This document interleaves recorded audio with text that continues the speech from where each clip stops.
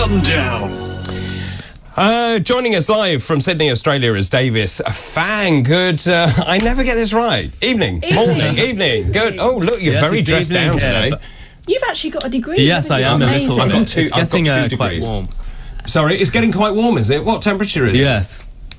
It's actually, it's just around 25 degrees today, but I think it's just this room that captures the warmth like nothing else. Must be awful for you to have such temperatures. Anyway, right. So now let's. I've got a bone to pick with you because when I was last here and we did this, you were telling us about, and Rene, you were thrilled with this about the iPhone 15 not having a button. Is this true or not true? Well, apparently it's no longer true. So after many months of rumors, some of which I've propagated, saying that the iPhone 15 Pro will ditch all of the buttons, it seems like that this will no longer be the case. Do you think it was an April Fool?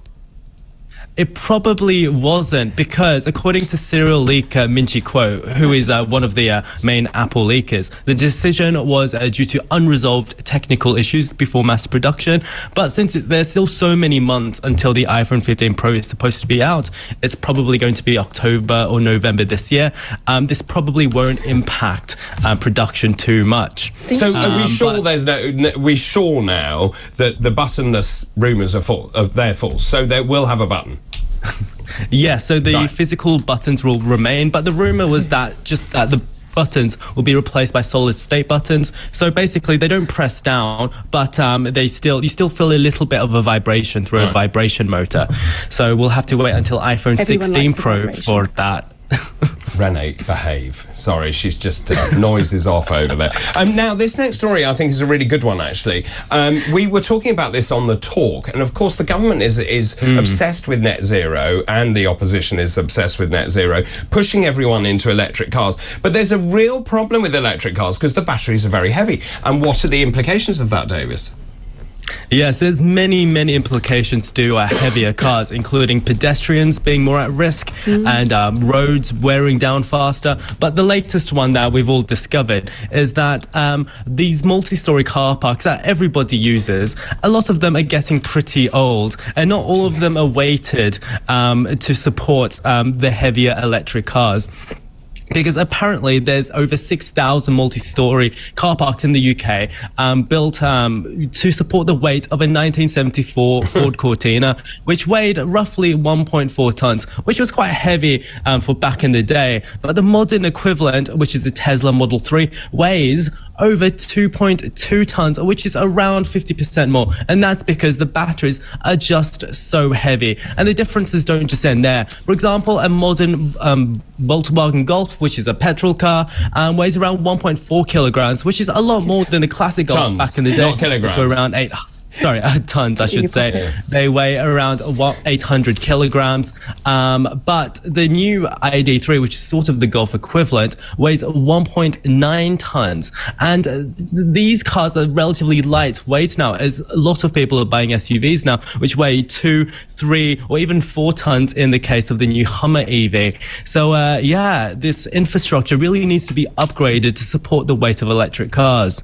So does this mean that we're going to see car parks with every other bay taped off to actually limit the weight? Seriously, how are they going to manage this? Because they can't live with the risk, a possibility. Well, it's a really interesting one, and lots of car parks were built in bomb sites, and that's how they managed to get all those multi-stories built. That's my understanding. NCP built up that business by buying those bomb sites and then putting up multi-stories. And of course, you're right. How on earth do you then manage them? And many of them, particularly in London, are really old and really not in great condition. Then they're going to halve their income, of course. And then the prices double.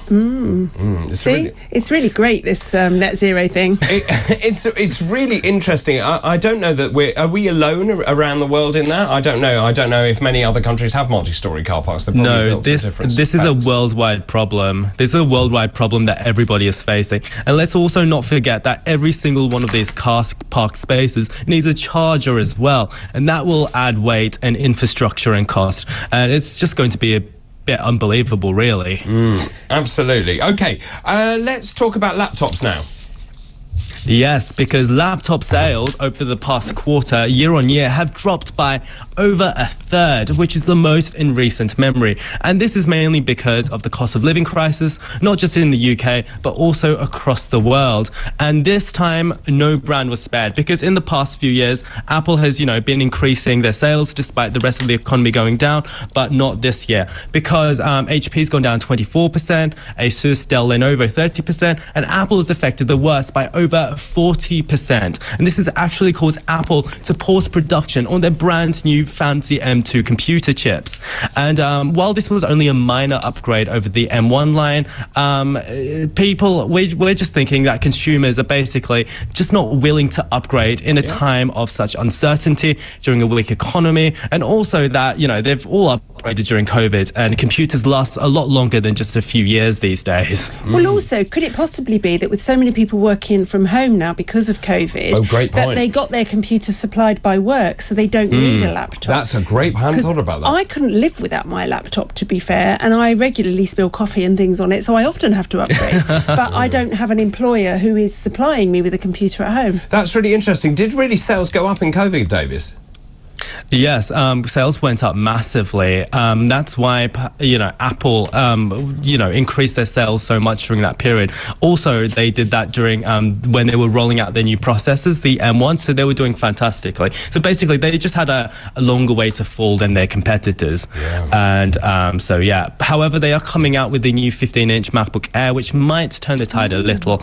And experts are anticipating that the tide will turn eventually towards the later part of the year. I'm sure as inflation drops and people feel a bit richer, hopefully, and have a bit more disposable income, maybe they'll then turn to things like that. Right, let's talk about Tesla now. This is a really interesting story.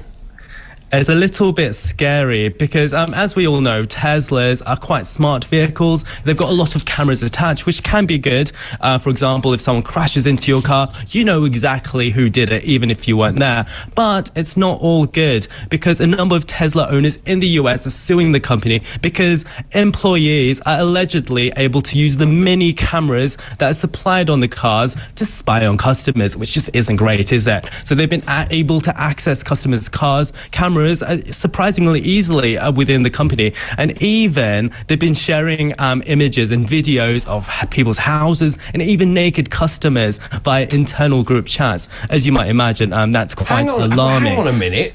So where are the cameras internally on a Tesla? So, depending on the model, Teslas have anywhere between something like 5 to 8 cameras on each car. Don't quote me on that. But they're mainly positioned around the vehicle. And there's also a couple inside. So, if you're falling asleep, it will know. And, you can keep an eye on your dog or whatever. Right. But yeah, this is there's a lot of questions here. Why would you be naked in your car in the first place? Come on, David. I think it's people often being naked in your car? around the people I'm just asking. No, but there is a real security breach here, which is that, and so how did this come to light? Yes. Obviously, we've been seeing the images shared from people's phones, but also I think this is quite alarming, and it might have arisen from this, but they've even been able to access images from Elon Musk's home, his own house. People have been spying on him, and so I don't know why, but David, why are you so interested in this story? I have a Tesla, that's why I'm worried, because people don't want to be spying on me. Interestingly, I've just been told the Model Y can be equipped with a cabin camera, which is located above the rear view mirror, and as you rightly say, it determines driver inattentiveness and provides you with audible alerts to remind you to keep your eyes open on the road when autopilot is engaged. There's quite an interesting story this week about this new, I can't remember which car it is that's allowed, which one was it that's allowed to... It's a Ford. It is a Ford. The Ford Explorer. Which is the Mustang, I think, which is allowed to be driverless, well, at least you're allowed to take your hands off the wheel. Now, the law in this country at the moment is you can't take your hands off the the wheel of a Tesla, even though the technology is there to do it and it reminds you all the time. But I mean, it's a brave new world, isn't it, when you have all this technology and the technology is then used to spy on its owner. And that's always the danger, isn't it? That's always what we were worried about. I mean, people were worried about Alexa a long time ago. There was that joke. I still worry about why Alexa. Are you whispering? A man says to his wife, and she says, because I don't want Alexa deals. And Alexa giggled, and Bill Gates giggled, and someone else giggled. You know, but it's true. Yes. And also, you see, Alexa does listen all the time and suggests all sorts of things. She certainly does. Yeah, based on conversations that she's heard. Anyway, our final story. This is a really interesting one, and I was talking about this weirdly only yesterday, saying my favourite photograph of all time when I was doing a political rally was actually in black and white. It just captured the moment so beautifully. Tell us your last story. That's very interesting. Well, if you are into black and white digital cameras, as in cameras that can only take black and white images, Leica, who makes very, very expensive cameras, has traditionally been the only choice. They just recently released the M11 monochrome, which is a monochrome camera, for just $9,000. However, if you are on a budget, Pentax has just announced a new DSLR, which is bringing back black and white technology to the masses. It's called the K3 monochrome, and it takes black and white images for just $2,200 for the body only. And basically, the advantages are with a black and white camera is that it doesn't need a color filter array, so you are able to take images with a lot more sensitivity, and you'll be able to see in the dark a lot better than with a traditional color digital camera. But it's such a niche audience. Would you ever be interested in buying one? No, because I'll just take my photo on my phone and then choose the black and white filter. Yeah, precisely. But there is a difference taking it with a professional camera, isn't there? And of course, depth of field and focus and all that. So this is for professionals, isn't it? It is. But actually, yes, it is interesting how I think a black and white photo does speak differently to you. It does, and you always look better in a black and white photo, of course. Well, I do. No, we all do. I think you always do. We all do. Right, yes. Okay. Black and white images look great, but a camera that can only take black and white images, that is just such an unbelievably niche segment of the market that I'm very surprised that Pentax have done this. But they have. Well, and two people I'm sure will be interested and very excited. Well, there's clearly a market for it. Thank you very much indeed. That's Davis Fang in Sydney, Australia, and that was today's Tech Rundown. Tech Rundown. After the break, and time for a break now. After the break, your thoughts, your calls, your messages. This is TalkTV broadcasting from a sunny central London.